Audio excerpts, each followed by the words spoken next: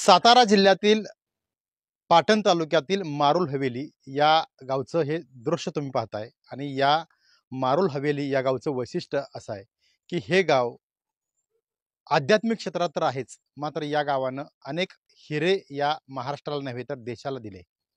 खऱ्या अर्थानं उल्लेख करावा लागेल ते म्हणजे सिक्कीमचे माजी राज्यपाल आणि अजिंक्य खासदार श्रीनिवास पाटील साहेबांचं. खरं तर खासदार श्रीनिवास पाटील यांचं हे मूळ गाव असलेलं मारुल हवेली.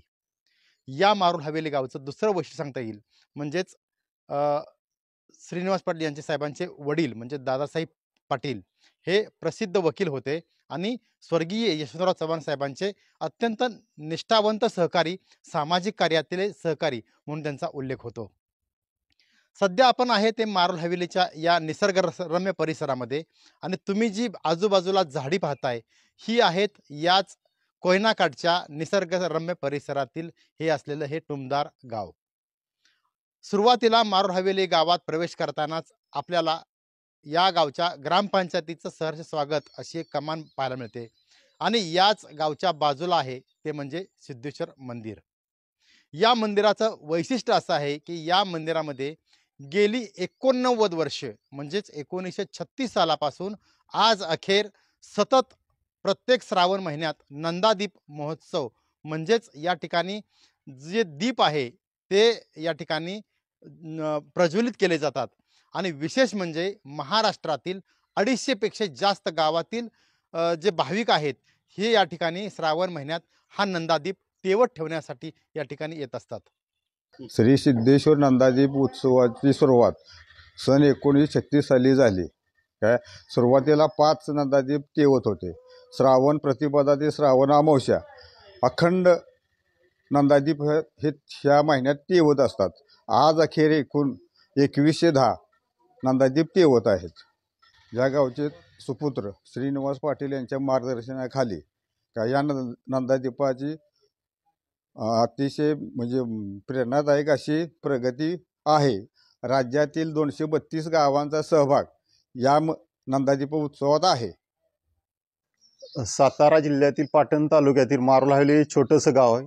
1936 सालापासून इथे सिद्धेश्वर मंदिरामध्ये 5 नंदादीप सुरुवातीला सुरू झाल्या. त्यातून ते व्याप्ती वाढत गेली आणि आज जवळजवळ 2100 समया इथं तेवत आहेत अखंड.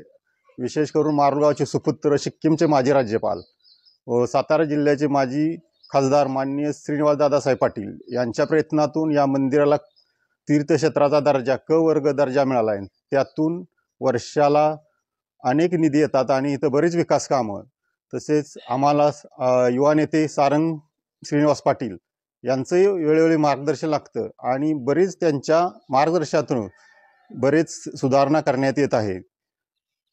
खरं तर खासदार श्रीनिवास पाटील साहेबांच्या माध्यमातून या सिद्धेश्वर मंदिराला पर्यटनाचा क दर्जा मिळालाच, मात्र खरं तर श्रीनिवास पाटील साहेबांच्या बरोबरीनं सारंग श्रीनिवास पाटील बाबा यांच्या विशेष सहकार्यानं या गावातील नवी पिढी उद्योजकमध्ये आहेच, याचबरोबर आध्यात्मिकमध्ये सुद्धा या मंदिराच्या विशेष विकासासाठी नेहमीच प्रयत्नशील असते. हा नंदादीप महोत्सव श्रावण महिन्यात अखंडपणे तेवत ठेवला जातो. यावर्षी 89वं वर्ष आहे आणि हे जवळजवळ 2100 या ठिकाणी समया या श्रावण महिन्यामध्ये या ठिकाणी आपल्याला पाहायला मिळतात. खरं तर महाराष्ट्रातील हे एक अद्भुत आणि आध्यात्मिक क्षेत्रातलं पवित्र असलेलं हे मारुल हवेलीचं ठिकाण प्रत्येकानं या ठिकाणी श्रावण महिन्यात या पवित्र महिन्यात या खरं तर पवित्र भूमीला नतमस्तक होण्यासाठी नक्की आलं पाहिजे. विकास भोसले, महाराष्ट्र लाईव्ह, मारुल, सातारा.